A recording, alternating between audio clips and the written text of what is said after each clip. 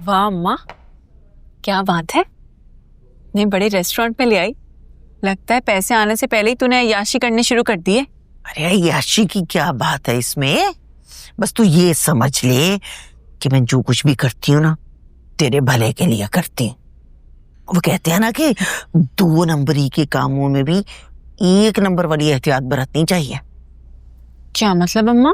मतलब ये कि वो जो तेरा शौहर है ना, जो गलती से मेरा भतीजा भी लगता है, तो बड़ा काम करने गया हुआ है, अगर उसने कोई गड़बड़ करती पकड़ा गया तो सोच पुलिस हमें ढूंढने के लिए कहाँ जाएगी?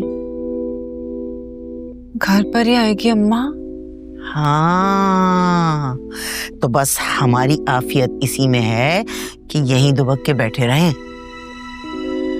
वाह अम्मा, बहुत तेज हो तुम। ऐसे कामों में ना तुम्हारा दिमाग बहुत चलता है। वैसे अम्मा, मैं सोच रही थी अब हम यहाँ आ ही गए तो वो तुम्हारी फेवरेट डिश ऑर्डर कर दें जिसमें से धुआं निकलता है? अल्लाह, मैं सदके जाऊं। कितनी अच्छी बात की है तूने। अचानक ही भूख चमक उठी है मेरी तो। भैया। हाँ ना आंटी, आप परेशान मत हो, सब ठीक हो जाएगा। हुरम आ जाएगी। अस्सलाम वालेकुम। क्या हुआ बेटा? हुरम का कुछ पता चला? कहाँ है वो? जी आंटी, अल्लाह का शुक्र है हुरम बिल्कुल ठीक है और शाज़िल अब उसको लेके आता होगा घर पे। अकबर, उसका बताओ, उसका क्या बना? क्या हुआ? बोलो ना बेटा, अकबर कैसा है? अकबर भी ठीक है लेकिन क्या? कहाँ है अकबर? वो ठीक तो है ना? आंटी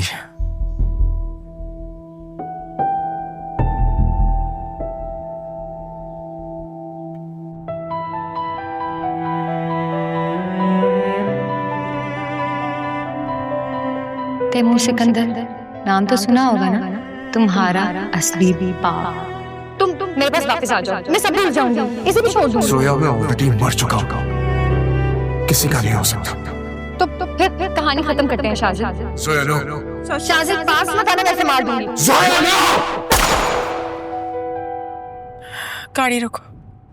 क्या बात है हुरम, सब ठीक तो आना। शाजिद गाड़ी रोको। Stop the car. हाँ लेकिन हुआ क्या है Hurrem? Please stop the car.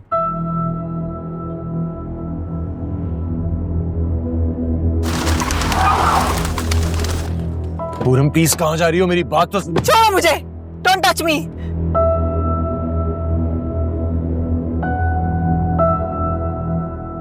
Do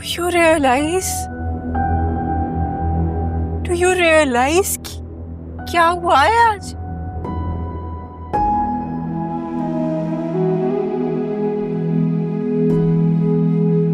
मैं आज उस शख्स से मिली जिसकी शक्ल मैं कभी जिंदगी में नहीं देखना चाहती थी, जिस शख्स से मैं नफरत करती हूँ, जिसको मैं अपना बाप नहीं बुलाना चाहती, उस शख्स से मैं मिली। एक लड़की जिसकी कोई गलती नहीं, जो बेकसूर थी, उसकी जान चली गई मेरे सामने और मैं कुछ नहीं कर सकी। मैं बस खड़ी देखती रही। जानते हो किसकी वजह से? हाँ, जानते हो किसकी वजह से? तुम्हारी वजह से शाज़िल सुल्तान, सिर्फ और सिर्फ तुम्हारी वजह से।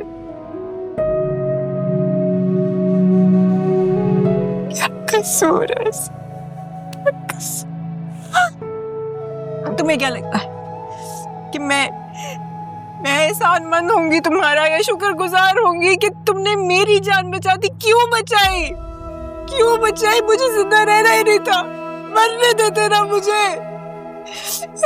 मेरी जिंदगी क्यों बचाई तुमने? मैं इस बोझ के साथ कैसे जिंदा रहूंगी, ये बताओ। तुम्हारे लिए आसान है, मेरे लिए नहीं है। मैं इस बोझ के साथ कैसे जिंदा रहूंगी, मुझे बताओ ना शाज़िल। इस बोझ के साथ कैसे जिंदा रहूंगी? देखो हुरम, मैं जानता हूँ कि मेरी हैसियत तुम्हारी नजरों में एक मुजरिम से बढ़ के और कुछ नहीं है, लेकिन अगर मुझे पता होता कि मैं मोहब्बत के नाम पे नफरतें अपनी झोली में समेटने आ रहा हूँ, किसी की मौत का सबब बनने आ रहा हूँ, तो खुदा की कसम मिट जाता, लेकिन तुम्हारी खुशियों पे आंच ना आने देता। मगर तुम्हारे जीने की एक और वजह है। वो जानती हो क्या? तुम्हारी मां फरीदा आंटी, जो आज भी सिर्फ तुम्हारी बदौलत जी रही, तड़प रही है तुम्हारा रास्ता देख के। खुदा का वास्ता उनसे उनके जीने की वजह मत छीन, जिनके जीने की वजह सिर्फ तुम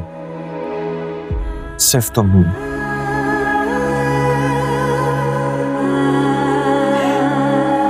इस बोझ के साथ कैसे जिंदा रहूंगी शाज़िद? इस बोझ के साथ कैसे जिंदा रहूंगी?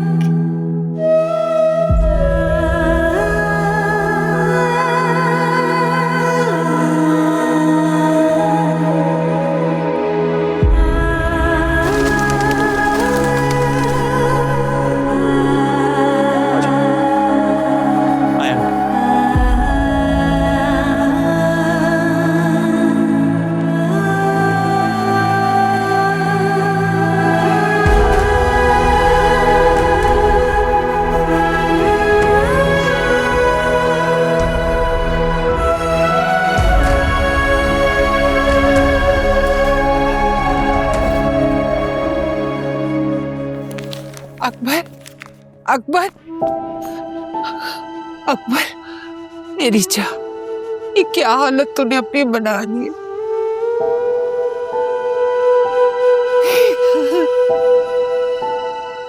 आपको फिक्र करने की जरूरत नहीं है, बुलेट निकाल दी है, पेशेंट जल्द होश में आ जाएगा। बस आंटी, आंटी संभाले अपने आप को, हौसला रखें, सब्र से काम लें, ठीक हो जाएगा। या खुदाया, तुम ठीक कह रहे हो सवाज, हंसता बसता घर अपना उजाड़ लिया, मेरा बच्चा। वो मुमताज को भी किसी ने खबर की है कि नहीं? वो अपनी माँ के घर गई हुई थी। जी जी आंटी, मैंने फोन कर दिया है, वो लोग बस अभी आते ही हो, सबके सब आ जाएंगे। मैं डॉक्टर से जरा। मेरा बच्चा, सदके जाओ।